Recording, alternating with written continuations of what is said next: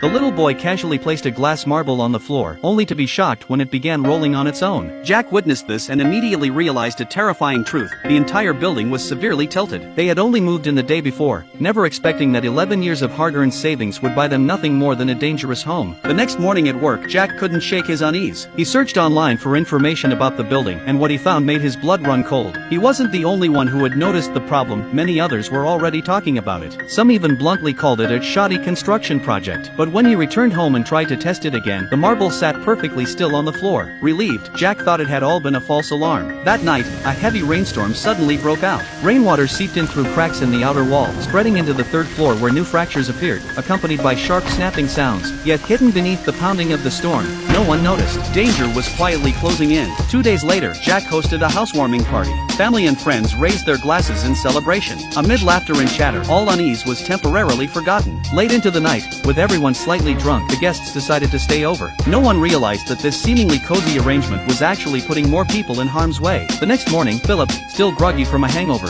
suddenly remembered he had a friend's wedding to attend. Fighting off his headache, he went downstairs and hailed a taxi at the entrance. The moment he sat inside, the building let out a deep, horrifying rumble. The street cracked open, the ground shook, and the high-rise collapsed downward in an instant. In less than 20 seconds, the entire building vanished into a cloud of dust and a yawning black abyss. Philip's taxi was swallowed in the collapse and crushed upward by the force, ending up perched inside the fifth-floor living room of Jack's apartment. In the chaos, Jack mustered every ounce of strength to drag Philip out of the wrecked car. But just as he caught his breath, a desperate scream pierced the air. His first thought was that his wife was in trouble, and he bolted without hesitation. When he followed the voice, however, he discovered it wasn't his wife at all. It was Lucy, a female colleague who had stayed the night. Jack searched frantically but could not find any sign of his wife or child. A horrifying thought struck him: they might not even be inside the building anymore. Rescue teams soon arrived, but the scene was far worse than anyone had imagined. This wasn't just a simple building collapse, it was a massive sinkhole disaster. Drones were sent down into the pit, but halfway through they lost signal and the feed went dark. Jack, overwhelmed with guilt, blamed himself for ever inviting family and friends to the gathering. Meanwhile, the media quickly reported the accident. 10:50 a.m., Seoul.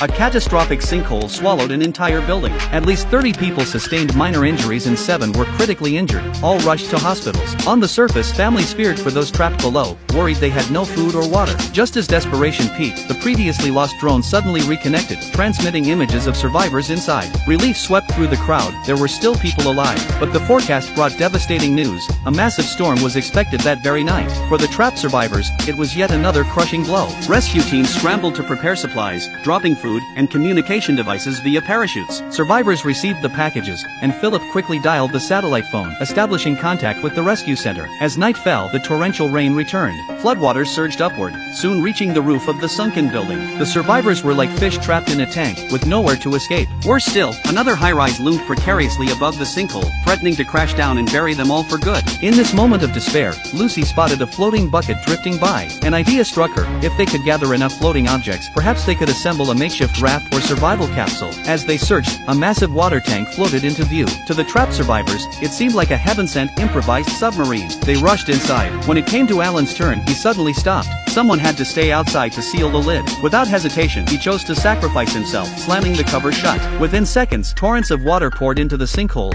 along with the collapse of another building. The sheer impact force hurled the tank deeper into the abyss. Inside, the survivors were gripped by terror. But soon, buoyancy lifted the tank, and it began rising rapidly until tangled cables caught hold and trapped it mid-ascent. Jack and the others jumped furiously inside, rocking the tank until it finally tore free. Yet before they could celebrate, a jagged steel bar pierced the shell, sending floodwater gushing in. In the critical moment, Alan reappeared outside. With all his strength, he kicked the tank off the steel bar, freeing it, but leaving behind a gaping hole. It was then that Philip made a noble decision. He pressed his own arm against the breach, using his body to plug the flood, buying precious time for the others. Exhausted, Alan began sinking, but an entangled cable snagged his foot. Using the tank's buoyancy, it dragged him upward along with the survivors. At last, the plastic tank burst through the water's surface. With the last of his strength, Alan pried open the lid. 6 survivors finally emerged into daylight. Rescue teams quickly pulled them to safety, one by one. This harrowing struggle beneath the earth had finally come to an end. But for those who lived through it, the terror and despair would remain etched in their memories forever.